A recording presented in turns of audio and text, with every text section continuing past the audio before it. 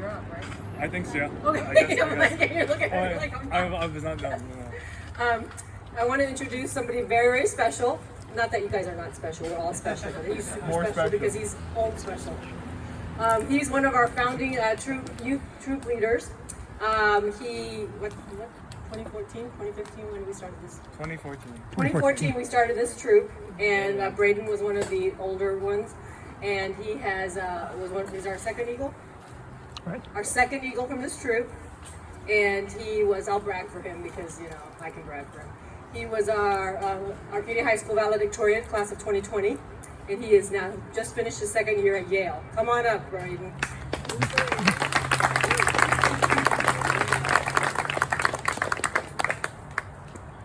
Awesome. Thank you so much, Ms. Nancy. You gave very flattering words. It's an honor to be speaking in front of you, everyone. And my name is Braden, as she mentioned earlier. I remember coming to this troop a long time ago. It feels like an eternity ever since COVID hit. But it's always great to see everyone out in Court of Honors again. Congratulations on your performance in Camp Free. That was absolutely stunning. It's always a great time of the year when we get to see Scouts work really hard and are able to develop skills so well and so quickly in such a short span of time. So Ms. Nancy sent an email out to me just the other day, a few days ago, and was just asking for me to deliver some words of wisdom.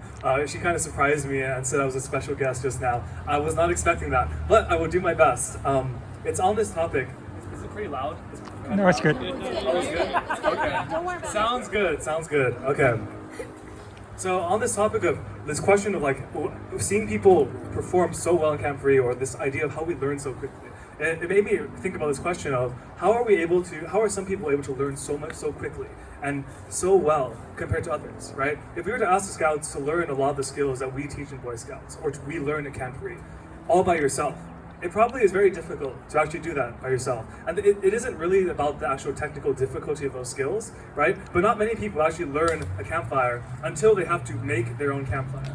Not many people learn just for fun. I mean, or maybe they do, but the majority of us, at least when I first learned my campfire, it was for a very different reason. It was because we had Camp Free or we had a campfire, and there was a very specific, strong association, a very strong urge that we had to learn. So today's I guess the way that we distill today's message, mostly in one sentence, is instead, you shouldn't learn then start. You should instead start and then learn. And of course, it should be very important of how we define learning and what we mean by starting. But the general advice of this is that a lot of people spend a lot of time trying to get ready, right? And trying to learn stuff before they even go out in the real world. And the thing about us is that we know Camp Free is coming every year.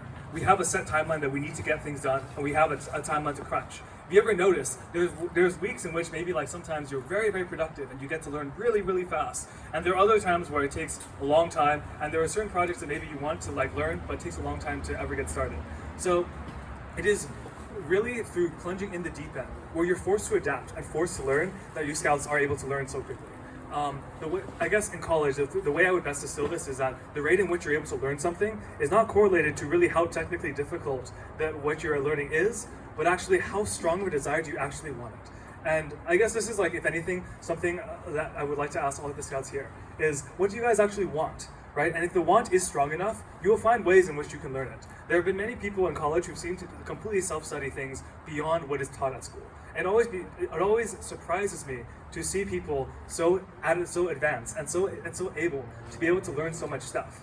And it's mostly been trying to distill it into a problem. I guess the second thing I would like to talk about is generally the way I best describe the quality of someone's life isn't through the amount of successes they've had, or the quality or the size of the successes that they've made. Instead, it depends a lot on the quality of the problem that you're most trying to solve.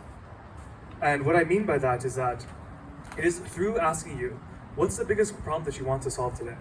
We're able to learn so much about what you want to do as a person, right? If the biggest problem that you ever have to focus, a lot of times, is focusing on paying the next bill or trying to stay afloat, right? That's generally, we can learn a lot about someone's life already based off that one problem, right? But if your biggest problem instead is something bigger too, right? And it's not to say that the other problems don't exist. It's rather that we can take care of those problems and think about even grander, more ambitious things, right? Those problems are actually what defines people's lives.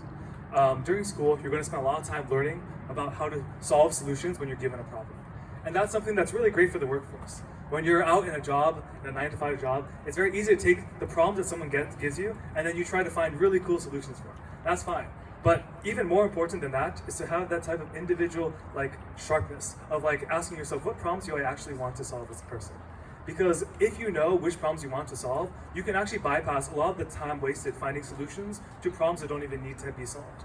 A good example of this I've noticed is a lot of engineering students love to be really into the physics of things, and they really want to over-engineer their solutions. But sometimes what the problems they're trying to solve just completely don't make any sense. A good example is people trying to use titanium, let's say, for a spaceship or rockets, right? And a good there's no reason to use titanium. If steel works, it's cheaper, there's more machinery for it, and it gets the job done.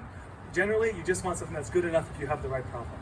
And I know that, Boy Scouts is a wonderful time, wonderful time when I was in high school. It is hard to make time for Boy Scouts all the time. I can imagine that there are times where you're tested. There are things that you have to do. There are other things. There are always fires that you have to put out in the rest of your high school career. But the one thing is, if you really enjoy the community here, right? We don't just stay in Boy Scouts just for the things that we learn. We stay here for the way it makes us feel, the way that the other people around us make us feel, and then also the experiences that we make together. And it's attached to those experiences that just along the way we happen to learn stuff, right? And that stuff can be pretty useful, right? But in the end, it really isn't just the skills that are useful. It's the situations in which they were used, right? It's the value that was created in using those skills at the right time, at the right place, with the right people. And if that is something that Boy Scouts is that you enjoy about Boy Scouts, then yes, please enjoy yourselves, make memories, and have a good time. And don't stress out too much. I think this is a general thing in high school. That's what I would like to conclude with. Thank you very much, Ms. Santi. Thank you all very much. Thank you so much. That was great. Thank you.